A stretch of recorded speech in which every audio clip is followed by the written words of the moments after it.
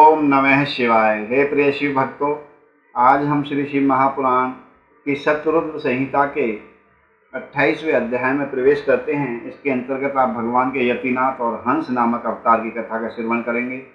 अभी तक आपने भगवान भोलेनाथ के द्विजेश्वर अवतार की कथा का श्रवण किया है। आइए भगवान का स्तवन करते हुए आज की कथा प्रारंभ करेंगे। हर हर महादेव।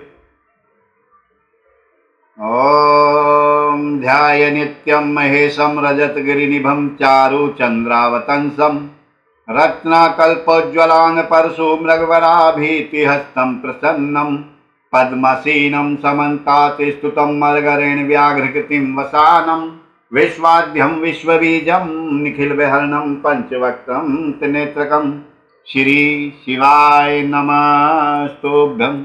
हर हर महादेव।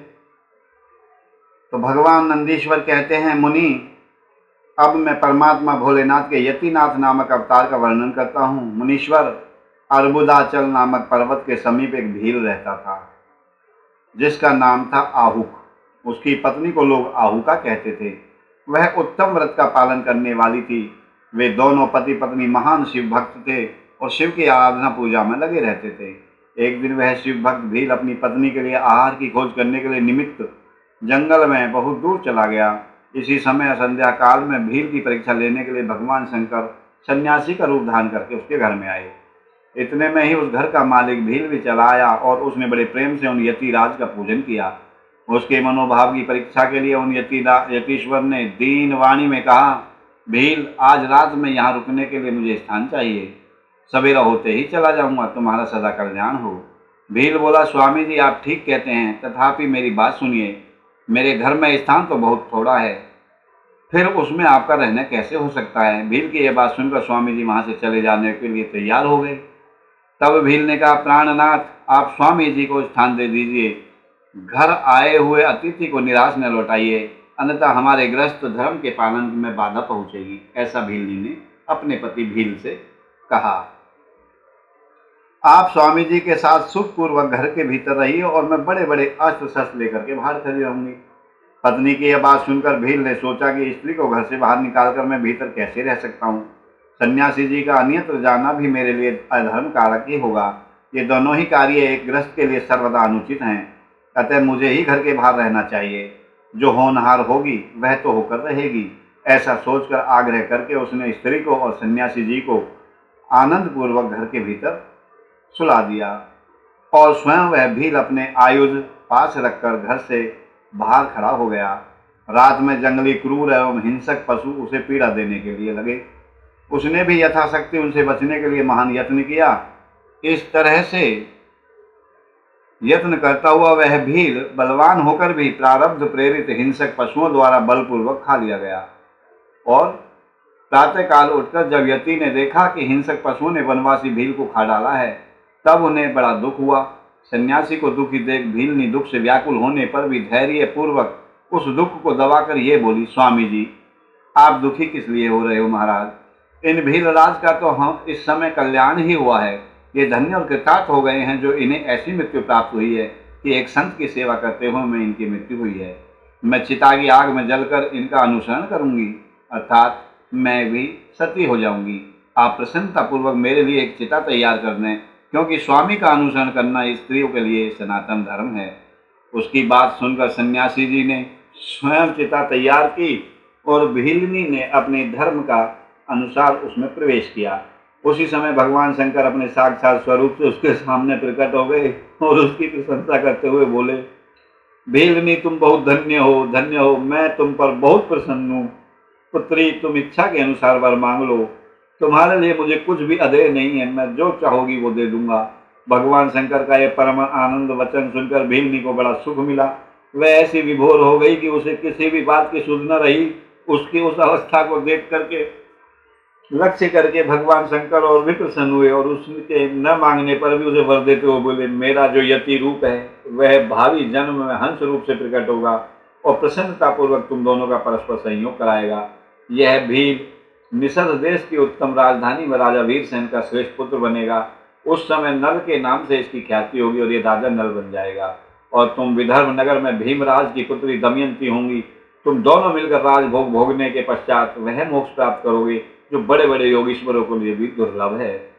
नंदीश्वर कहते हैं, मुनि ऐसा कहकर भगवान शिव उस समय लिंग रूप में स्थित हो गए। वह भील अपने धर्म से विचलित नहीं हुआ था, तो उसी के नाम पर उस लिंग को अचलेश संज्ञा दी गई और भगवान भोलेनाथ को उस लिंग को अचलेश्वर लिंग कहा जाता है। दूसरे जन्म में वह आहूक नाम का भील नेसद नगर में वीर सेन का पुत्र होकर महाराज नल के नाम से विख्यात हुआ और आहूका नाम की भीलनी विदर्भ नगर में राजा भीम की पुत्री होकर दमयंती हुई और वे यतिनाथ शिव वहां हंस के रूप में प्रकट हो गए। उन्होंने दमयंती का नल के साथ विवाह कराया। पूर्व जन्म के सत्कार जनित पुण्य से प्रसन्न हो भगवान शंकर जी ने हंस का रूप धारण कर उन दोनों को सुख दिया। हंस अवतारधारी शिव भांति भांति की बातें करने और संदेश पहुंचाने में कुशल थे। वे नल और दमयंती दोनों के लिए परम आनंददायक हुए। इस प्रकार भगवान भोलेनाथ का यतिनाथ और हंस अवतार हुआ। अगले अध्याय में भगवान शिव के कृष्ण दर्शन नामक अवतार की कथा है। नंदीश्वर कहते हैं, सनत कुमार जी, भगवान शंभु के एक उत्तम अवतार का नाम कृष्ण दर्शन है, जिसने राजा नभग को ज्ञान प्रदान किया था। उसका वर्णन करता हूँ, सुनो। श्राद्धदेव नामक मनु के जो इक्ष्वाकु आदि पुत्र थे, उनमें 9वें पुत्र का नाम था नभग, जिनका पुत्र नाभाग नाम से प्रसिद्ध हुआ। नाभाग के ही पुत्र अम्बरीश हुए, जो विष्णु भक्त थे तथा जिनकी ब्राह्मण शक्ति देखकर उनके ऊपर महर्षि दुर्वासा ऋषि प्रसन्न हुए थे। हे मुनि, अम्बरीश के पिता में जो नभग कहे गए हैं, उनके चरित्र का वर्णन सुनो। उन्हीं को भगवान शिव ने ज्ञान प्रदान किया था। मनु पुत्र नभग बड़े बुद्धिमान थे। उन्होंने विद्याध्ययन के लिए दीर्घ काल तक इंद्रिय संयम पूर्वक गुरुकुल में निवास किया। इसी बीच में इक्ष्वाकु आदि भाइयों ने नभग के लिए कोई भाग न देकर पिता की संपत्ति आपस में बांट ली और अपना अपना भाग लेकर वे उत्तम रीति से राज्य का पालन करने लगे। उन सब ने पिता की आज्ञा से ही धन का बंटवारा किया था। कुछ काल के पश्चात ब्रह्मचारी नभग गुरुकुल से सांगोपांग वेदों का अध्ययन करके वहां आए। उन्होंने देखा सब भाई सारी संपत्ति का बंटवारा करके अपना अपना भाग ले चुके हैं और राज्य कर रहे हैं। तब उन्होंने भी बड़े स्नेह से दया भाग पाने की इच्छा रखकर अपने इक्ष्वाकु आदि बंधुओं से कहा, भाइयों, मेरे लिए भाग दिए बिना ही आप लोगों ने, मेरा हिस्सा दिए बिना ही आप लोगों ने आपस में सारी संपत्ति का बंटवारा कर लिया। अतः अब प्रसन्नता पूर्वक मुझे भी हिस्सा दे दीजिए। मैं अपना दाय भाग जो मेरे हिस्से में आता है उसे लेने के लिए आया हूँ। भाई बोले, जब संपत्ति का बंटवारा हो रहा था उस समय हम तुम्हारे लिए भाग देना भूल गए थे। अब इस समय पिताजी को ही तुम्हारे हिस्से में दे देते हैं, तुम उन्हीं को ले लो, इसमें संशय नहीं है। भाइयों का यह वचन सुनकर नभग को बड़ा विस्मय हुआ। वे पिता के पास जाकर बोले, तात मैं विद्या अध्ययन के लिए गुरुकुल में गया था और वहां अब तक ब्रह्मचारी रहा हूँ। इसी बीच में भाइयों ने मुझे छोड़कर आपस में धन का बंटवारा कर लिया है। वहां से लौटकर जब मैंने अपने हिस्से के बारे में उनसे पूछा तब उन्होंने आपको मेरा हिस्सा बता दिया। अतः उसके लिए मैं आपकी सेवा में आया हूँ। नभग की वे बात सुनकर पिता को बड़ा विस्मय हुआ। श्राद्ध देव ने पुत्र को आश्वासन देते हुए कहा, बेटा, भाइयों की उस बात पर विश्वास न करो, वह उन्होंने तुम्हें ठगने के लिए कही है। मैं तुम्हारे लिए भोग साधक उत्तम दायक नहीं बन सकता हूँ। तथापि उन वंचकों ने यदि मुझे ही दाय के रूप में तुम्हें सौंप दिया है तो मैं तुम्हारी जीविका का एक उपाय बताता हूँ, सुनो। इन दिनों उत्तम बुद्धि वाले आंगिरस गोत्रीय ब्राह्मण एक बहुत बड़ा यज्ञ करने जा रहे हैं। उस कर्म में प्रत्येक छठे दिन का कार्य वे ठीक ठीक नहीं समझ पाते। उसमें उनसे भूल हो जाती है। तुम वहां जाओ और उन ब्राह्मणों को विश्वदेव संबंधी 2 सूक्त बतला दिया करो। इससे वह यज्ञ शुद्ध रूप से संपादित होगा। वह यज्ञ समाप्त होने पर वे ब्राह्मण जब स्वर्ग को जाने लगेंगे उस समय संतुष्ट होकर अपने यज्ञ से बचा हुआ सारा धन तुम्हें दे देंगे। पिता की ये बात सुनकर सत्यवादी नभग बड़ी प्रसन्नता के साथ उस उत्तम यज्ञ में गए। मुनि वहां छठे दिन के कर्म में बुद्धिमान मनुपुत्र ने वैश्वदेव संबंधी दोनों शब्दों का स्पष्ट रूप से उच्चारण किया। यज्ञ कर्म समाप्त होने पर वे आंगिरस ब्राह्मण यज्ञ से बचा हुआ अपना अपना धन नभग को देकर स्वर्गलोक को चले गए। उस यज्ञ शिष्ट धन को जब वे ग्रहण करने लगे उस समय सुंदर लीला करने वाले भगवान शिव तत्काल वहां प्रकट हो गए। उनके सारे अंग बड़े सुंदर थे परंतु नेत्र काले थे। उन्होंने नभग से पूछा, तुम कौन हो जो इस धन को लेकर जा रहे हो? ये तो मेरी संपत्ति है। तुम्हें किसने यहाँ भेजा है? सब बातें ठीक ठीक बताओ। नभग ने कहा, ये तो यज्ञ से बचा हुआ धन है प्रभु, जिसे श्री ऋषियों ने मुझे दिया है। अब यह मेरी संपत्ति है। इसको लेने से तुम मुझे कैसे रोक रहे हो? कृष्ण दर्शन ने कहा, तात, हम दोनों के इस झगड़े में तुम्हारे पिता ही पंच रहेंगे। जाकर उनसे पूछो और वे जो निर्णय दें उसे ठीक ठीक यहाँ आकर बताओ। उनकी बात सुनकर नभग ने पिता के पास जाकर उक्त प्रश्न को उनके सामने रखा। श्राद्धदेव को कोई पुरानी बात याद आ गई और उन्होंने भगवान शिव के चरण कमलों का चिंतन करते हुए कहा। मनु बोले, तात, वे पुरुष जो तुम्हें वहां से धन ले जाने से रोक रहे हैं वे साक्षात भगवान शिव ही हैं। यों तो संसार की सारी वस्तु ही उन्हीं की है, परंतु यज्ञ से प्राप्त हुए धन पर उनका विशेष अधिकार है। यज्ञ करने से जो धन बचता है उसे भगवान रुद्र का भाग निश्चित किया जाता है। अतः यज्ञावशिष्ट सारी वस्तु ग्रहण करने के अधिकारी सर्वेश्वर महादेव जी ही हैं। उनकी इच्छा से ही दूसरे लोग उस वस्तु को ले सकते हैं। भगवान शिव तुम पर कृपा करने के लिए ही वहां आए हैं और वो ऐसा रूप धारण करके आए हैं जिससे तुम उन्हें पहचान न सको। तुम वहीं जाओ और उन्हें प्रसन्न करो, अपने अपराध के लिए क्षमा मांगो और प्रणाम पूर्वक उनकी स्तुति करो। नभग पिता की आज्ञा से वहां गए और भगवान को प्रणाम करके हाथ जोड़कर बोले, महेश्वर, ये सारी त्रिलोकी ही आपकी है, फिर यज्ञ से बचे हुए धन के लिए तो कहना ही क्या है प्रभु। निश्चय ही इस पर आपका अधिकार है, यही मेरे पिता ने निर्णय दिया है। नाथ, मैं यथार्थ बात न जानने के कारण ब्रह्मवश होकर के जो कुछ कहा है, मेरे उस कहे हुए तो अपराध को क्षमा कर दीजिए। मैं आपके चरणों में मस्तक रखकर ये प्रार्थना करता हूँ कि आप मुझ पर प्रसन्न हो जाएं। ऐसा कहकर नभग ने अत्यंत दीनता पूर्वक हृदय से दोनों हाथ जोड़कर महेश्वर कृष्ण दर्शन का स्तवन किया। उधर श्राद्ध देव ने भी अपने अपराध के लिए क्षमा मांगते हुए भगवान शिव की स्तुति की। तदनंतर भगवान रुद्र ने मन ही मन प्रसन्न होकर के नभग को कृपा दृष्टि से देखा और मुस्कुराते हुए कहा। कृष्ण दर्शन बोले, नभग, तुम्हारे पिता ने जो धर्मानुकूल बात कही है वह ठीक ही है। तुमने भी साधु स्वभाव के कारण सत्य ही कहा है, इसलिए मैं तुम पर बहुत प्रसन्न हूँ और कृपा पूर्वक तुम्हें सनातन ब्रह्म तत्व का ज्ञान प्रदान करता हूँ। इस समय सारा धन मैंने तुम्हें दे दिया, जाओ ले जाओ, अब तुम इसे ग्रहण करो, इस लोक में निर्विकार रहकर सुख भोगो, अंत में मेरी कृपा से तुम्हें सदगति प्राप्त होगी। ऐसा कहकर भगवान रुद्र सबके देखते ही देखते वहां से अंतर्ध्यान हो गए। साथ ही श्राद्ध देव भी अपने पुत्र नभग के साथ अपने स्थान को लौट आए। इस लोक में विपुल भोगों का भोग करके अंत में वे भगवान शिव के धाम में चले गए। ब्राह्मण, इस प्रकार तुमसे मैंने जो भगवान शिव के कृष्ण दर्शन नामक अवतार का वर्णन किया है, जो इस आख्यान को पढ़ता सुनता है वह संपूर्ण मनोवांछित फल प्राप्त कर लेता है। अगले अध्याय में आप श्रवण करने जा रहे हैं प्रिय शिव भक्तों, क्या भगवान शिव के अवधूतेश्वर अवतार की कथा और उसकी महिमा का वर्णन। नंदीश्वर कहते हैं, सनत कुमार, अब तुम परमेश्वर शिव के अवधूतेश्वर नामक अवतार का वर्णन सुनो, जिसने इंद्र के घमंड को चूर चूर कर दिया था। पहले की बात है, इंद्र संपूर्ण देवताओं तथा बृहस्पति को साथ लेकर भगवान शिव का दर्शन करने के लिए कैलाश पर्वत पर गए। उस समय बृहस्पति और इंद्र के शुभागमन की बात जानकर भगवान शंकर उन दोनों की परीक्षा लेने के लिए अवधूत बन गए। क्या बन गए? अवधूत। उनके शरीर पर कोई वस्त्र नहीं था, वे प्रज्वलित अग्नि के समान तेजस्वी होने के कारण महाभयंकर जान पड़ते थे। उनकी आकृति बड़ी सुंदर दिखाई देती थी। वे राह रोक करके खड़े हो गए। बृहस्पति जी और इंद्र ने शिव के समीप जाते समय एक अद्भुत शरीरधारी पुरुष रास्ते के बीच में खड़ा देखा। इंद्र को अपने अधिकार पर बड़ा गर्व था, इसलिए वे ये न जान सके कि ये साक्षात भगवान शंकर हैं। उन्होंने मार्ग में लेटे हुए पुरुष से पूछा, तुम कौन हो? इस नग्न अवधूत वेश में कहाँ से आए हो? तुम्हारा नाम क्या है? सब बातें ठीक ठीक बताओ, देर न करो। भगवान शंकर अपने स्थान पर हैं या इस समय कहीं अन्यत्र गए हैं? मैं देवताओं और गुरु जी के साथ उनके दर्शन के लिए जा रहा हूँ। इंद्र के बारंबार पूछने पर भी महान कौतुक करने वाले अहंकारहारी महायोगी त्रिलोकीनाथ भोलेनाथ चुप लेटे रहे, कुछ न बोले, चुप ही रहे। तब अपने ऐश्वर्य का घमंड रखने वाले देवराज इंद्र ने रोष में आकर उस जटाधारी पुरुष को फटकारा और इस प्रकार कहा। इंद्र बोले, अरे मूढ़ दुर्मते, तू बार बार पूछने पर भी उत्तर नहीं देता, अतः तुझे वज्र से मारता हूं, देखूं कौन तेरी रक्षा करता है।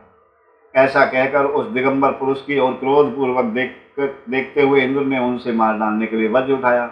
यह देखकर भगवान शंकर ने शीघ्र ही उस वज्र का स्तंभन कर दिया। उनकी बाह अकड़ गई, इसलिए वे वज्र का प्रहार न कर सके। स्तंभन बोलते हैं जैसे हम आजकल कहते हैं स्टैचू, इस तरह से कर दिया। इसके उपरांत वह पुरुष तत्काल ही क्रोध के कारण तेज से प्रज्वलित हो उठा, मानो इंद्र को जलाए देता हो। भुजाओं के स्तंभित हो जाने के कारण शची वल्लभ इंद्र क्रोध से उस सर्प की भांति जलने लगे जिसका पराक्रम मंत्र के बल से अवरुद्ध हो गया हो। बृहस्पति ने उस पुरुष को अपने तेज से प्रज्वलित होता देख तत्काल ये समझ लिया कि ये तो साक्षात भगवान हर हैं। फिर तो वे हाथ जोड़कर प्रणाम करके उनकी स्तुति करने लगे। स्तुति के पश्चात उन्होंने इंद्र को उनके चरणों में गिरा दिया और कहा, है दीनानाथ महादेव, यह इंद्र आपके चरणों में पड़ा है, आप इसका और मेरा उद्धार करें। हम दोनों पर क्रोध नहीं, प्रेम करें। महादेव, शरणागत इंद्र की रक्षा कीजिए। आपके ललाट से प्रकट हुई यह आग इन्हें जलाने के लिए आ रही है। बृहस्पति की यह बात सुनकर अवधूत वेशधारी करुणा सिंधु भोलेनाथ हंसते हुए बोले, अपने नेत्र से रोषवश बाहर निकली हुई अग्नि को मैं पुनः कैसे धारण कर सकता हूँ? क्या सर्प अपनी छोड़ी हुई कैचूल को फिर ग्रहण कर सकता है? बृहस्पति जी बोले, देव भगवान, भक्त सदा ही कृपा के पात्र होते हैं। आप अपने भक्त वत्सल नाम को चरितार्थ कीजिए और इस भयंकर तेज को कहीं अन्यत्र डाल दीजिए। रुद्र ने कहा, देव गुरु, मैं तुम पर प्रसन्न हूँ, इसलिए उत्तम वर देता हूँ। इंद्र को जीवन दान देने के कारण आज से तुम्हारा एक नाम जीव भी होगा। मेरे ललाटवर्ती नेत्र से जो ये आग प्रकट हुई है, इसे देवता नहीं सह सकते, अतः इसको मैं बहुत दूर छोड़ूंगा जिससे इंद्र को पीड़ा न दे सके। ऐसा कहकर अपने तेज स्वरूप उस अद्भुत अग्नि को हाथ में लेकर भगवान शिव ने क्षार समुद्र में फेंक दिया। वहां फेंके जाते ही भगवान शिव का वह तेज तत्काल एक बालक के रूप में परिणत हो गया, जो सिंधु पुत्र जलंधर के नाम से विख्यात हुआ। यह है जलंधर की कहानी और कथा। फिर देवताओं की प्रार्थना से भगवान शिव ने ही असुरों के स्वामी जलंधर का वध भी किया था। अवधूत रूप से ऐसी सुंदर लीला करके लोक कल्याणकारी शंकर वहां से अंतर्ध्यान हो गए। फिर सब देवता अत्यंत निर्भय एवं सुखी हो गए। इंद्र और बृहस्पति भी उस भय से मुक्त हो उत्तम सुख के भागी बने। जिसके लिए उनका आना हुआ था, वह भगवान भोलेनाथ का दर्शन पाकर कृतार्थ हो गए। इंद्र और बृहस्पति प्रसन्नता पूर्वक अपने अपने स्थान को चले गए। सनत कुमार जी, इस प्रकार मैंने तुमसे परमेश्वर शिव के अवधूतेश्वर नामक अवतार का वर्णन किया है, जो दुष्टों को दंड और भक्तों को परमानंद प्रदान करने वाला है। यह दिव्य आख्यान पाप का निवारण करके यश, स्वर्ग, भोग, मोक्ष तथा संपूर्ण मनोवांछित फल की प्राप्ति कराने वाला है। जो प्रतिदिन एकाग्रचित होकर के इसे सुनता या सुनाता है, वह इस लोक में संपूर्ण सुखों का भोग करके अंत में शिव की गति को प्राप्त कर लेता है। अगले अध्याय में भगवान भोलेनाथ के भिक्षुवर्य अवतार की कथा, राजकुमार और द्विज कुमार पर कृपा आदि का वर्णन आप सेवन करने जा रहे हैं। प्रिय शिव भक्तों, नंदीश्वर कहते हैं, मुनीत श्रेष्ठ, अब तुम भगवान शंभु के नारी संदेह भंजक भिक्षु अवतार का वर्णन सुनो, जिसे उन्होंने अपने भक्त पर दया करके ग्रहण किया था। विदर्भ देश में सत्यरथ नाम से प्रसिद्ध एक राजा था, जो धर्म में तत्पर, सत्यशील और बड़े बड़े शिव भक्तों से प्रेम करने वाले थे। धर्म पूर्वक पृथ्वी का पालन करते हुए उनका बहुत सा समय सुखपूर्वक बीत गया। तदनंतर किसी शाल्व देश के राजाओं ने उस राजा की राजधानी पर आक्रमण करके उसे चारों ओर से घेर लिया। बलोन्मत्त शाल्व देशीय क्षत्रियों के साथ, जिनके पास बहुत बड़ी सेना थी, राजा सत्यरथ का बड़ा भयंकर युद्ध हुआ। शत्रुओं के साथ दारुण युद्ध करके उनकी बड़ी भारी सेना नष्ट हो गई। फिर देव योग से राजा भी शाल्वों के हाथ से मारे गए। उन नरेश के मारे जाने पर मरने से बचे हुए सैनिक मंत्रियों सहित भय विवल होकर भाग खड़े हुए। मुनि उस समय विदर्भ राज सत्यरथ की महारानी शत्रुओं से घिरी होने पर भी कोई प्रयत्न करके रात के समय अपने नगर से बाहर निकल गई। वे गर्भवती थी। अतः शोक से संतप्त हो भगवान भोलेनाथ के चरणाविंदों का चिंतन करते हुए धीरे धीरे पूर्व दिशा की ओर बहुत दूर चली गई। सवेरा होने पर रानी ने भगवान शंकर की दया से एक निर्मल सरोवर देखा। उस समय तक वे बहुत दूर का रास्ता तय कर चुकी थी। सरोवर के तट पर आकर के वे सुकुमारी रानी एक छायादार वृक्ष के नीचे बैठ गईं। भाग्यवश उसी निर्जन स्थान में वृक्ष के नीचे ही रानी ने उत्तम गुणों से युक्त शुभ मुहूर्त में एक दिव्य बालक को जन्म दिया, जो सभी शुभ लक्षणों से संपन्न था। देववश उस बालक की जननी महारानी को बड़े जोर की प्यास लगी। तब वे पानी पीने के लिए सरोवर में उतरी। इतने में ही एक बड़े भारी ग्रह ने आकर रानी को अपना ग्रास बना लिया। वह बालक पैदा होते ही माता पिता से हीन हो गया और भूख प्यास से पीड़ित हो उस तालाब के किनारे जोर जोर से रोने लगा। इतने में ही उस पर कृपा करके भगवान महेश्वर वहां आए और शिशु की रक्षा करने लगे। उन्हीं की प्रेरणा से एक ब्राह्मणी अकस्मात वहां आ गई। वह विधवा थी, घर घर भीख मांगकर जीवन निर्वाह करती थी और अपने 1 वर्ष के बालक को गोद में लिए हुए उस तालाब के तट पर पहुंची थी। उसने एक अनाथ शिशु को वहां क्रंदन करते हुए देखा। निर्जन वन में उस बालक को देखकर ब्राह्मणी को बड़ा विस्मय हुआ और वह मन ही मन विचार करने लगी, अहो, यह मुझे इस समय बड़े आश्चर्य की बात है दिखाई देती है कि यह नवजात शिशु, जिसकी नाल भी अभी तक नहीं कटी है, पृथ्वी पर पड़ा हुआ है। इसकी माँ भी नहीं है, पिता आदि दूसरे कोई सहायक भी यहाँ नहीं दिखाई देते। क्या कारण हो गया, न जाने यह किसका पुत्र है। इसे जानने वाला यहाँ कोई भी नहीं है जिससे इसके जन्म के विषय में पूछूं।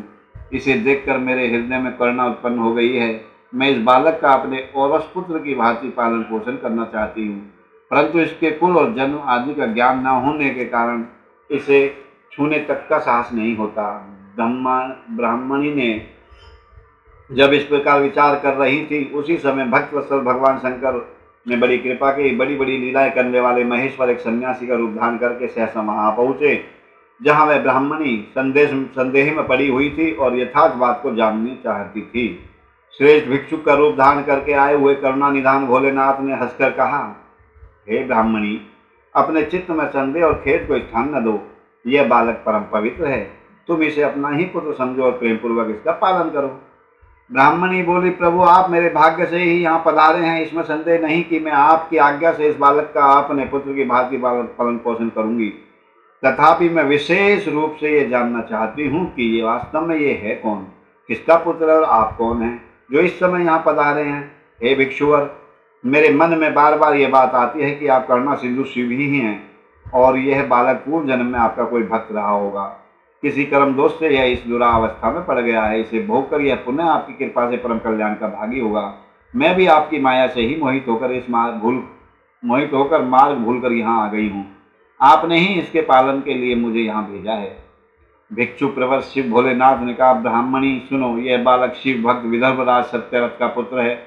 सत्यरथ को सार्वदेशीय शत्रुओं ने युद्ध में मार डाला है। इनकी पत्नी अत्यंत व्यग्र हो रात में शीघ्रतापूर्वक अपने महल से बाहर भाग आई। उन्होंने यहाँ आकर इस बालक को जन्म दिया। सवेरा होने पर वे प्यास से पीड़ित तो सरोवर में उतरी। उसी समय देववश एक ग्राह ने आकर उन्हें अपना आहार बना लिया। ब्राह्मणी ने पूछा, भिक्षुदेव, क्या कारण है कि उसके पिता राजा सत्यरथ श्रेष्ठ भोगों के उपभोग के समय बीच में ही सार्वदेशीय शत्रुओं द्वारा मार डाले गए? किस कारण से इस शिशु की माता को ग्राह ने खा लिया और यह शिशु जन्म से ही अनाथ और बंधुहीन हो गया? इसका क्या कारण है? मेरा अपना पुत्र भी अत्यंत दरिद्र एवं भिक्षुक क्यों हुआ तथा मेरे इन दोनों पुत्रों को भविष्य में कैसे सुख प्राप्त होगा? भिक्षुवर्य भोलेनाथ ने कहा, इस राजकुमार के पिता विदर्भराज पूर्व जन्म में पांड्य देश के श्रेष्ठ राजा थे। वे सब धर्मों के ज्ञाता और संपूर्ण पृथ्वी का धर्म पूर्वक पालन करते थे। एक दिन प्रदोष काल में राजा भगवान शंकर का पूजन कर रहे थे और बड़ी भक्ति से त्रिलोकीनाथ महादेव की आराधना में संलग्न थे। उसी समय नगर में सब और बड़ा भारी कोलाहल मचा। उस उत्कट शब्द को सुनकर राजा ने बीच में ही भगवान भोलेनाथ की पूजा छोड़ दी और नगर में क्षोभ फैलने की आशंका से राजभवन से बाहर निकल गए। इसी प्रकार राजा का महाबली मंत्री शत्रु को पकड़कर उनके समीप ले आया। वह शत्रु पांड्य राज का ही सामंत था। उसे देखकर राजा ने क्रोधपूर्वक उसका मस्तक कटवा दिया। शिव पूजा छोड़कर नियम को समाप्त किए बिना ही राजा ने रात में भोजन भी कर लिया। इसी प्रकार राजकुमार भी प्रदोष काल में शिव जी की पूजा किए बिना ही भोजन करके सो गया। वही राजा दूसरे जन्म में विदर्भराज हुआ, जिसका नाम सत्यरथ था। शिव जी की पूजा में विघ्न होने के कारण शत्रुओं ने उसको सुख भोग के बीच में ही मार डाला। पूर्व जन्म में जो उसका पुत्र था, वही इस जन्म में भी उसका पुत्र हुआ। शिव जी की पूजा का उल्लंघन करने के कारण यह दरिद्रता को प्राप्त हुआ है। इसकी माता ने पूर्व जन्म में छल से अपनी सौत को मार डाला था। उस महान पाप के कारण इसकी माता को ग्राह ने मारा है। ब्राह्मणी, यह तुम्हारा पुत्र पूर्व जन्म में उत्तम ब्राह्मण था। इसने सारी आयु केवल दान लेने में बिताई है, यज्ञ आदि सत्कर्म नहीं किए, इसलिए यह दरिद्रता को प्राप्त हुआ है। उस दोष का निवारण करने के लिए अब तुम भगवान शंकर की शरण में जाओ। ये दोनों बालक यज्ञोपवीत संस्कार करने के पश्चात भगवान शिव की आराधना करें। भगवान शिव इनका कल्याण करेंगे। इस प्रकार ब्राह्मणी को उपदेश देकर भिक्षु श्रेष्ठ सन्यासी का शरीर धारण करने वाले भक्त वत्सल भोलेनाथ ने उसे अपने उत्तम स्वरूप का दर्शन कराया। उन्हें साक्षात शिव जानकर ब्राह्मण पत्नी ने प्रणाम किया और प्रेम से गदगद वाणी में उनकी स्तुति की। तत्पश्चात भगवान शिव वहीं अंतर्ध्यान हो गए। उनके चले जाने पर ब्राह्मणी उस बालक को लेकर अपने पुत्र के साथ घर को चली आई। एक चक्रा नाम के सुंदर ग्राम में उसने घर बना रखा था। वह उत्तम अन्न से पोषण करने लगी। वह उत्तम अन्न से अपने बेटे तथा राजकुमार का भी पोषण करने लगी। यथा समय ब्राह्मणों ने उन दोनों का यज्ञोपवीत संस्कार करा दिया। वे दोनों शिव की पूजा में तत्पर रहते हुए घर पर ही बड़े हुए। शांडिल्य मुनि के उपदेश से नियम परायण हो वे दोनों शुभ व्रत रखकर प्रदोष काल में भोलेनाथ की पूजा करते थे। एक दिन द्विज कुमार राजकुमार को साथ लिए बिना ही नदी में स्नान करने के लिए गया। वहां उसे निधि से भरा हुआ एक सुंदर कलश मिल गया।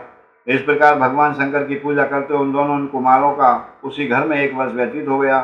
तदनंतर एक दिन राजकुमार उस ब्राह्मण कुमार के साथ वन में गया। वहां अकस्मात एक गंधर्व कन्या आ गई। उसके पिता ने वह कन्या राजकुमार को दे दी। गंधर्व कन्या से विवाह करके राजकुमार निष्कंटक राज्य भोगने लगा।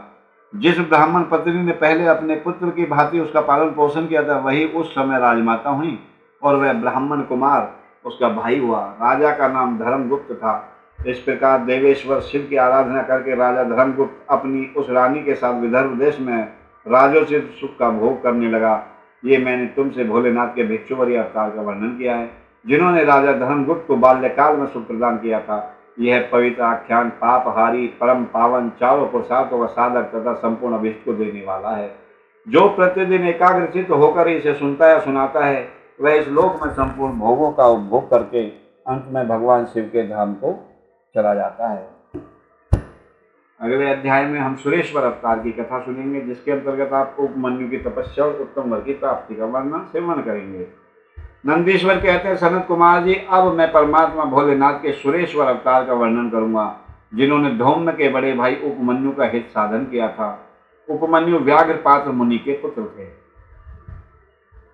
उन्होंने पूर्व जन्म में ही सिद्धि प्राप्त कर ली थी और वर्तमान जन्म में मुनि कुमार के रूप में प्रकट हुए थे।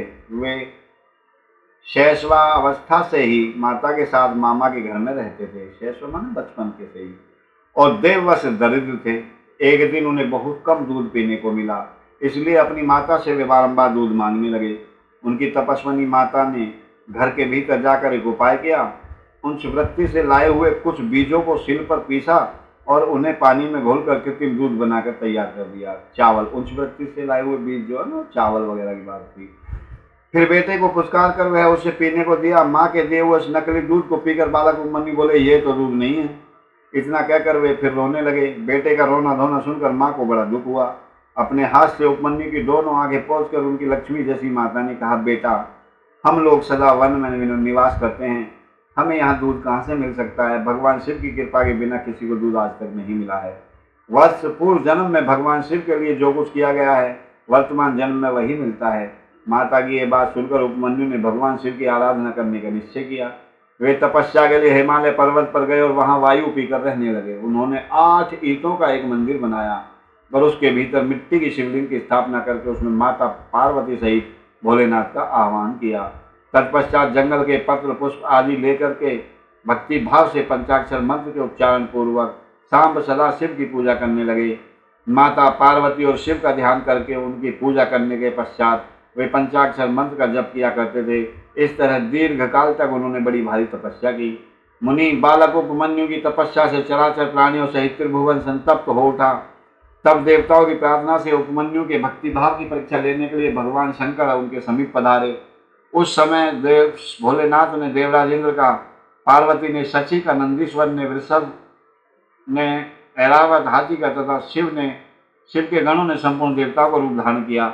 निकट आने पर सुरेश्वर रूपधारी शिव ने बालक उपमन्यु को वर मांगने के लिए कहा। उपमन्यु ने पहले तो शिव भक्ति मांगी, फिर अपने को इंद्र बताकर जब उन्होंने शिव की निंदा की, तब उस बालक ने भगवान शिव के अतिरिक्त दूसरे किसी से कुछ भी लेना स्वीकार नहीं किया। वे इंद्र को मारकर स्वयं भी मर जाने को उद्यत हो गए। उन्होंने जो अघोर रास्त्र चलाया उसे नंदी ने पकड़ लिया और उन्होंने अपने को जलाने के लिए जो अग्नि की धारणा की उसे भगवान शिव ने शांत कर डाला। फिर वे सब के सब अपने यथार्थ स्वरूप में प्रकट हो गए। भोलेनाथ भोलेनाथ के रूप में, माता माता के रूप में और ऐरावत नंदीश्वर के रूप में सब अपने रूप में आ गए। भोलेनाथ ने उपमन्यु को अपना पुत्र माना और उनका मस्तक सूंघकर कहा, वत्स, मैं तुम्हारा पिता और ये पार्वती देवी तुम्हारी माता हैं। तुम्हें आज से सनातन कुमारत्व प्राप्त होगा। मैं तुम्हारे लिए दूध, दही और मधु के सहस्रों समुद्र देता हूँ। भक्ष्य, भोज्य आदि पदार्थों के भी समुद्र तुम्हारे लिए सुलभ होंगे। मैं तुम्हें अमृतत्व तथा अपने गणों का आधिपत्य प्रदान करता हूँ। ऐसा कहकर भोलेनाथ ने उपमन्यु को बहुत से दिव्य वर दिए पाशुपत ज्ञान और व्रत योग का उपदेश किया, फिर वचन की शक्ति दी और अपना परम पद अर्पित किया। फिर दोनों हाथों से उपमन्यु को हृदय से लगाकर उनका मस्तक सूंघा और देवी पार्वती को सौंपते हुए कहा, हे पार्वती, ये तुम्हारा बेटा है। पार्वती ने भी बड़े प्यार से उनके मस्तक पर अपना कर कमल रखा और उन्हें अक्षय कुमार पद प्रदान किया। भोलेनाथ ने संतुष्ट होकर उनके लिए पिंडी भूत और अविनाशी साकार क्षीर सागर प्रस्तुत कर दिया। साथ ही योग संबंधी ऐश्वर्य, नित्य संतोष, अक्षय ब्रह्म विद्या तथा उत्तम स्मृति प्रदान की। उनके कुल और गोत्र के अक्षय होने का वरदान दिया और ये भी कहा कि मैं तुम्हारे इस आश्रम पर नित्य निवास करूंगा। इतना कहकर भगवान शिव अंतर ध्यान हो गए। उपमन्यु वर पाकर के प्रसन्नता पूर्वक घर आए। उन्होंने माता से सब बातें बताई। सुनकर माता को बड़ा प्रसन्नता हुई। उपमन्यु सबके पूजनीय और अधिक सुखी हो गए। तात इस प्रकार मैंने तुमसे परमेश्वर भोलेनाथ के सुरेश्वर अवतार का वर्णन किया। यह अवतार सत्पुरुषों को सदा ही सुख देने वाला होता है। इससे घर में धन धान्य, दूध, दही और खाद्य पदार्थों की पूर्ति होती है। सुरेश्वर अवतार की यह कथा पाप को भी दूर करती है और संपूर्ण मनोवांछित फल देती है। जो इसे भक्तिपूर्वक सुनता या सुनाता है वह संपूर्ण सुखों को भोगकर अंत में भोलेनाथ को प्राप्त कर लेता है। बोलो हर हर महादेव। ओम नमः शिवाय, ओम नमः शिवाय, ओम नमः शिवाय। अब हम भगवान भोलेनाथ के इस कथा के 33वें अध्याय में प्रवेश कर रहे हैं। इसके अंतर्गत आप भोलेनाथ के किरात अवतार के प्रसंग में श्री कृष्ण द्वारा द्वैत वन में दुर्वासा के शाप से पांडवों की रक्षा आदि का वर्णन श्रवण करेंगे। तदनंतर पार्वती के विवाह प्रसंग में हुए जटिल नर्तक तथा द्विज अवतारों की फिर अश्वत्थामा अवतार की बात कहकर नंदीश्वर जी आगे बढ़ते हैं। बुद्धिमान सनत कुमार जी, अब तुम पिनाकधारी भगवान शिव के किरात नामक अवतार का वर्णन सुनो। उस अवतार में उन्होंने मूक नामक दैत्य का वध और प्रसन्न होकर अर्जुन को वरदान प्रदान किया था। जब दुर्योधन ने महाबली पांडवों को जुए में जीत लिया, तब वे सती साध्वी द्रौपदी के साथ द्वैत वन में चले आए। वहीं वे पांडव सूर्य द्वारा दी हुई बटलोई का आश्रय लेकर के सुखपूर्वक अपना समय बिताने लगे। हे प्रियवर, उसी समय सुयोधन ने आदरपूर्वक मुनिवर दुर्वासा को छल करने के लिए प्रयोजन से पांडवों के निकट जाने के लिए प्रेरित किया। तब महर्षि दुर्वासा अपने 10,000 शिष्यों के साथ आनंद पूर्वक वहां पधारे और पांडवों से मनो अनुकूल भोजन की याचना की। तब उन सभी पांडवों ने उनकी प्रार्थना स्वीकार करके दुर्वासा आदि तपस्वी मुनियों को स्नान करने के लिए भेजा कि प्रभु, हे ऋषिवर, आप स्नान करके आइए, तब तक हम भोजन की व्यवस्था कर देते हैं। मुनीश्वर, इधर अन्न का अभाव के कारण वे सभी पांडव बड़े संकट में पड़ गए, क्योंकि अन्न था नहीं, और मन ही मन प्राण त्याग देने का विचार करने लगे।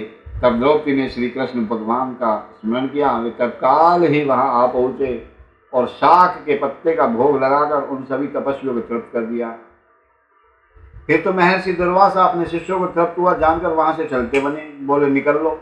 इस प्रकार श्री कृष्ण की कृपा से उस समय पांडव संकट से मुक्त हुए। तदनंतर भगवान श्री कृष्ण ने पांडवों को शिवजी जी की आराधना करने की सम्मति दी। फिर व्यास जी ने भी आकर उन्हें शंकर के समाराधन का आदेश देते हुए कहा, शिवजी संपूर्ण दुखों का विनाश करने वाले हैं। वे भक्ति करने से थोड़े ही समय में प्रसन्न हो जाते हैं, इसलिए सभी लोगों को शंकर जी की सेवा करनी चाहिए। वे महेश्वर प्रसन्न होने पर भक्तों की सारी अभिलाषाएं पूर्ण कर देते हैं, यहाँ तक कि वे लोक में सारा भोग और परलोक में मोक्ष तक दे डालते हैं। यह बिल्कुल निश्चित बात है। इसलिए मुक्ति रूपी फल की कामना करने वाले मनुष्य को सदा भोलेनाथ की सेवा करनी चाहिए, क्योंकि भगवान शंकर साक्षात परम पुरुष, दुष्टों के संहारक और सत्पुरुषों के आश्रय स्वरूप हैं। अब अर्जुन पहले दृढ़ता के पूर्वक शस्त्र विद्या का जप करे, तब इंद्र पहले परीक्षा लेंगे, पीछे संतुष्ट हो जाएंगे। प्रसन्न होने पर वे सर्वदा विघ्नों का नाश करते रहेंगे और फिर भोलेनाथ का श्रेष्ठ मंत्र प्रदान करेंगे। नंदीश्वर कहते हैं कि मुनि, इतना कहकर व्यास जी अर्जुन को बुलाकर उन्हें शस्त्र विद्या का उपदेश देने के लिए तैयार हुए। तब तीक्ष्ण बुद्धि वाले अर्जुन ने स्नान करके पूर्व की तरफ मुख करके बैठकर उस विद्या को ग्रहण किया। फिर उदार बुद्धि मुनिवर व्यास जी ने अर्जुन को पार्थिव लिंग के पूजन का विधि विधान बतलाकर उनसे कहा। व्यास जी बोले, पार्थ, अब तुम यहाँ से परम रमणीय इंद्रकील पर्वत पर जाओ और वहाँ जाह्नवी के तट पर बैठकर सम्यक रूप से तपस्या करो। यह विद्या अदृश्य रूप से सदा तुम्हारा हित करेगी अर्जुन को ऐसा आशीर्वाद देकर व्यास जी पांडवों से कहने लगे, नृपश्रेष्ठो, तुम सब लोग धर्म पर दृढ़ बने रहो, इससे तुम्हें सर्वदा श्रेष्ठ सिद्धि प्राप्त होगी, इसमें अन्यथा विचार करने की आवश्यकता नहीं। नंदीश्वर जी कहते हैं, मुनि इस प्रकार मुनिवर व्यास उन पांडवों को आशीर्वाद दे करके तथा वहां से शिव के चरणों का स्मरण करके तुरंत ही अंतर ध्यान हो गए। उधर शिव मंत्र के धारण करने से अर्जुन में भी अनुपम तेज व्याप्त हो गया। वे उस समय उद्दीप्त हो उठे। अर्जुन को देखकर सभी पांडवों को निश्चय हो गया कि अवश्य ही हमारी विजय होगी, क्योंकि अर्जुन में विपुल तेज उत्पन्न हो गया है। तब उन्होंने अर्जुन से कहा, व्यास जी के कथन से ऐसा प्रतीत होता है कि इस कार्य को केवल तुम ही कर सकते हो, यह दूसरों के द्वारा कभी भी सिद्ध नहीं हो सकता। अतः जाओ और हम लोगों का जीवन सफल बनाओ। तब अर्जुन ने चारों भाइयों द्रौपदी से अनुमति मांगी और उन लोगों को अर्जुन के विछोह का दुख तो हुआ, पर कार्य की महत्ता को देखकर सभी अनुमति दे दी। फिर तो अर्जुन मन ही मन प्रसन्न होते हुए उस उत्तम इंद्रकील पर्वत को चले गए। वहां पहुंचकर वे गंगा जी के समीप में एक मनोरम स्थान पर, जो स्वर्ग से भी उत्तम और अशोक वन से सुशोभित था, ठहर गए। वहां उन्होंने स्नान करके गुरुवर को प्रणाम किया और जैसा उपदेश मिला था उसी के अनुसार स्वयं ही अपना वेश बनाया। फिर पहले ही मन इंद्रियों का अपकर्ष करके वे आसन लगाकर बैठ गए। तत्पश्चात समसूत्र वाले सुंदर पार्थिव शिवलिंग का निर्माण करके उनके आगे अनुपम तेजो राशि शंकर का ध्यान करने लगे। वे तीनों समय स्नान करके अनेक प्रकार से बारंबार भोलेनाथ की पूजा करते हुए उपासना में तत्पर हो गए। तब अर्जुन के शिरोभाग से तेज की ज्वाला निकलने लगी। उसे देखकर इंद्र के गुप्तचर भयभीत हो गए। वे सोचने लगे, यह यहाँ कब आ गया। पुनः इन्होंने ऐसा विचार किया कि यह घटना इंद्र को बतला देनी चाहिए। ऐसा सोचकर वे तत्काल ही इंद्र के समीप गए। गुप्तचरों ने, देवेश, वन में एक पुरुष तप कर रहा है, परंतु हमें पता नहीं वो देवता है या ऋषि, सूर्य है अथवा अग्नि, उसी के तेज से संतप्त होकर के हम आपके सन्निकट आए हैं। हमने उसका चरित्र भी आपसे निवेदित कर दिया। अब आप जैसा उचित समझे वैसा करें। नंदीश्वर कहते, मुनि, उन गुप्तचरों के जो कहने पर इंद्र को अपने पुत्र अर्जुन का सारा मनोरथ ज्ञान हो गया। पता चल गया कि मेरा पुत्र अर्जुन ही वहां तपस्या कर रहा है। तब वे पर्वत रक्षकों को विदा करके स्वयं वहां जाने का विचार करने लगे। विप्रवर इंद्र अर्जुन की परीक्षा लेने के लिए वृद्ध ब्रह्मचारी ब्राह्मण का वेश बनाकर वहां पहुंचे। उस समय उन्हें आया हुआ देखकर पांडुपुत्र अर्जुन ने उनकी पूजा की और फिर उनकी स्तुति करके आगे खड़े होकर पूछने लगे, ब्राह्मण जी, बताइए इस समय कहाँ से आपका शुभागमन हुआ है। इस पर ब्राह्मण वेशधारी इंद्र ने अर्जुन को ऐसे वचन कहे जिससे वह तप से डिग जाए। पर जब अर्जुन को दृढ़ निश्चय देखा, तब अपने स्वरूप में प्रकट होकर इंद्र ने अर्जुन को भगवान शंकर का मंत्र बताया और उसका जप करने की आज्ञा दी। तदनंतर अपने अनुचरों को सावधानी के साथ अर्जुन की रक्षा करने का आदेश देकर वे अर्जुन से बोले, भद्र, तुम्हें कभी भी प्रमाद पूर्वक राज्य नहीं करना चाहिए, परंतु यह विद्या तुम्हारे लिए श्रेयस्करी होगी। साधक को सर्वदा धैर्य धारण कर रहना चाहिए। रक्षक तो भगवान भोलेनाथ ही हैं। वे संपत्ति और फल मोक्ष दोनों समान रूप से देते हैं, इसमें तनिक भी संशय नहीं है। नंदीश्वर कहते हैं, मुनि, इस प्रकार अर्जुन को वरदान देकर देवराज इंद्र भोलेनाथ के चरण कमलों का स्मरण करते हुए अपने भवन को लौट गए। तब महावीर अर्जुन ने भी सुरेश्वर को प्रणाम किया और फिर वे मन को वश में करके इंद्र के उपदेश के अनुसार भोलेनाथ के उद्देश्य से तपस्या करने लगे। इस प्रकार वो भोलेनाथ से तपस्या करने लगे। ओम नमः शिवाय, ओम नमः शिवाय, हर हर महादेव। हे प्रिय शिव भक्तों, हम आज की कथा को यहीं विश्राम देते हैं। कल फिर हम अपनी कथा आगे बढ़ाएंगे। आइए भगवान भोलेनाथ की पूजा अर्चना करते हैं, आरती करते हैं। ओम जय शिव ओंकारा, प्रभु हर शिव ओंकारा, ब्रह्मा विष्णु सदा शिव, भोले भोलेनाथ महाशिव, अर्धांगी धारा। ओम हर हर हर महादेव। एकानन चतुरानन पंचानन राजे, भोले पंचानन राजे।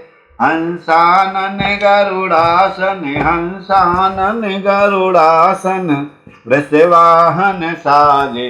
ओम हर हर हर महादेव। दो भुज चार चतुर भुज, 10 भुज थे सोहे, भोले 10 भुज थे सोहे। तीनों रूप निरखिता, भोले जी का रूप निरखिता, त्रिभुवन जन मोहे। ओम हरे हरे हरे महादेव। अक्षय माला बन माला मुंडे माला धारी, ओ भोले मुंडे माला धारी।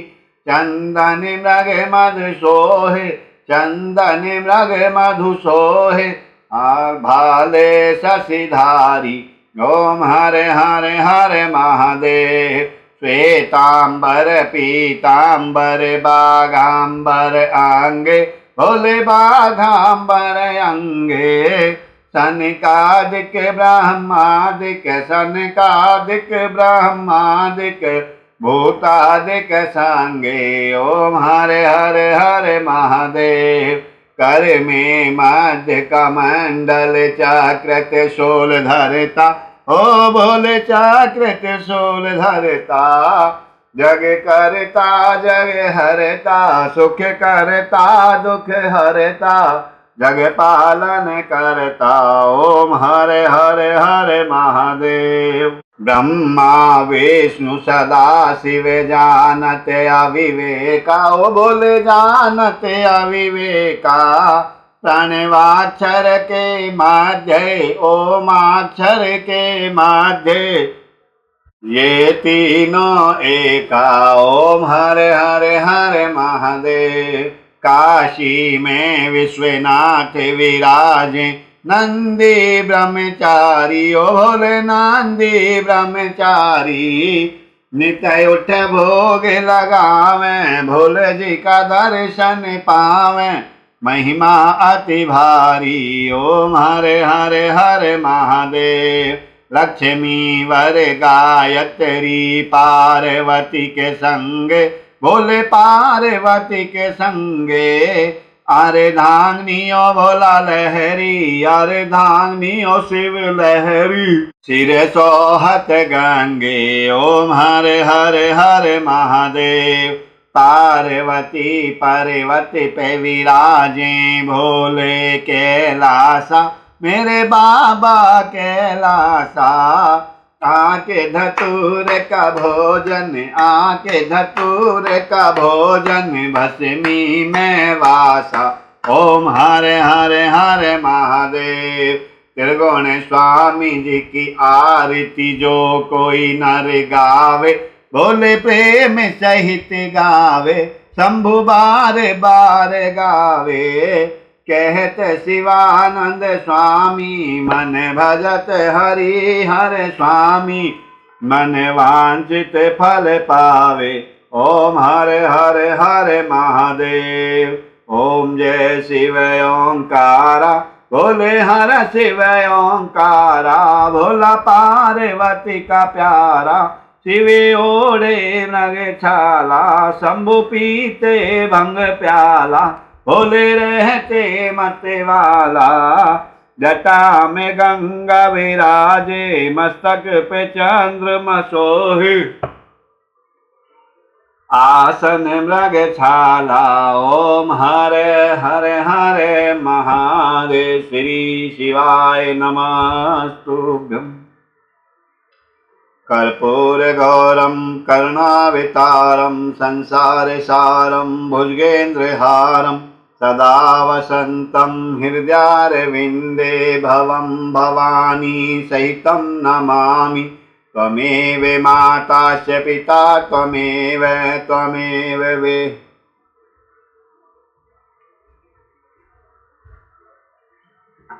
ओम नमः शिवाय। त्वमेव माता च पिता त्वमेव, त्वमेव विद्या द्रविणं त्वमेव, त्वमेव सर्वं मम देवदेव। त्वमेव माता च पिता त्वमेव, त्वमेव बन्धुश्च सखा त्वमेव, त्वमेव विद्या द्रविणं त्वमेव, त्वमेव सर्वं मम देवदेव। गुरुर्विष्णु गुरु ब्रह्मा गुरुदेवो महेश्वरा, गुरु साक्षात् परब्रह्म तस्मै श्री गुरुवे नमः। सर्वे भवन्तु सुखिनः, सर्वे सन्तु निरामया, सर्वे भद्राणि पश्यन्ति मा फलेषु कदाचन। ओम धौ शांति अंतरिक्ष, ओम शांति पृथ्वी, शांति रापय, शांति रोजद वनस्पति विश्वदेवा, शांति ब्रह्म, शांति सामा, शांति रेधि। ओम शांति शांति शांति सर्वारिष्टा सुशांतिर्वतु। ओम आवाहनम न जानामि विसर्जनम, पूजा चैव न जानामि, क्षमस्व परमेश्वरम। मंत्रहीनम क्रियाहीनम भक्तिहीनम सुरेश्वरम यत् पूजितम मया देव परिपूर्ण तदस्तु मे। हर हर महादेव। ओम नमः शिवाय। प्रभु सबका भला करें। हर हर महादेव।